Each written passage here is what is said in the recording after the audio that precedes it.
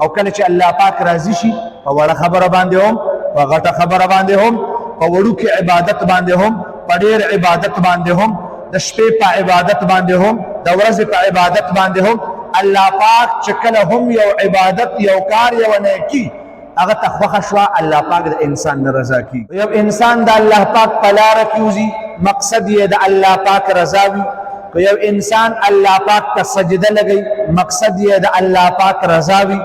که یو انسان چا مؤمن مسلمان سره په اخلاص باندې څه ښېګړه کوي څه احسان ورسره کوي مقصد یې دا وي چې الله پاک زما نه رضا شي. د دې نه معلومیږي دا چې د دې تمامو عبادتونو اصل مقصد او مغز دا د خدای تعالی رضا لټول. زما محترمو الله تبارک وتعالی د مؤمن مسلمان دپاره ځای په ځای وقتن فوقتن د نیکۍ کارونه رالیږلي دي. مونږ خو د نیکۍ کارونه صرف منځ او عبادت ته وایو نه، د دې نه علاوه هم داسې ډېر اعمال دي. هغه روژه نه ده خو ثواب دی، هغه مونځ نه دی خو ثواب دی، هغه حج بیت الله نه دی خو ثواب دی.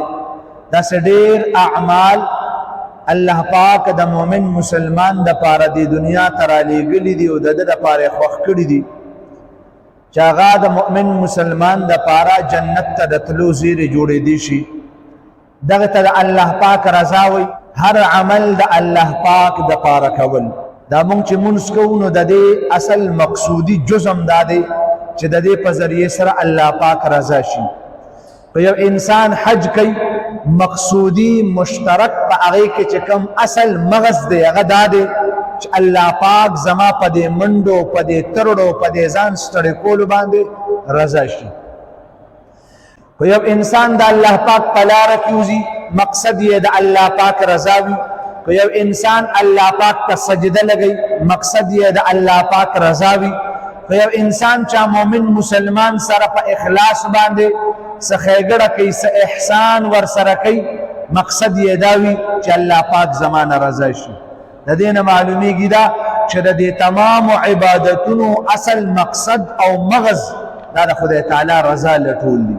او کله چې الله پاک راضي شي په وړه خبره باندې هم په غټه خبره باندې هم په وړوکې عبادت باندې هم په ډېر عبادت باندې هم د شپې په عبادت باندې هم د ورځې په عبادت باندې هم الله پاک چې کله هم یو عبادت یو کار یو نیکي هغه ته خوښه شوه الله پاک د انسان نه رضا کېږي.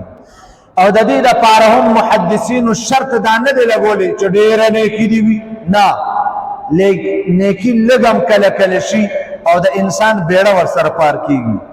د انسان وړې نیکۍ سره هم بلا شي د هغې حکایات واقعات راغلي دي. په احادیثو مبارکو کې هغې ته اشاره هم شوې ده، د هغې تذکرې هم راغلي دي. چېرې یو مؤمن مسلمان یو صحابي یا پخوا په زمانه کې یو انسان وړه نیکي وکړه لیکن الله پاک ته خوښه شوه، په هغې کې اخلاص دومره زیات و. موږ مسلمانان نیکۍ ډېرې کوو اخلاص پکې نه وي. بزرګان چې څومره دي هغې چې په کم څیز باندې زور ورکوي نو هغه په اخلاص باندې، ځکه په اخلاص باندې الله پاک زر راضي کېږي، زر پرې خوشحالېږي. یو انسان دی یو طرف ته 20 رکعته کوي خو هغه دومره اخلاص پکې نشته، دومره مینه پکې نشته، چاشني پکې نشته دی، خوږوالی پکې نشته.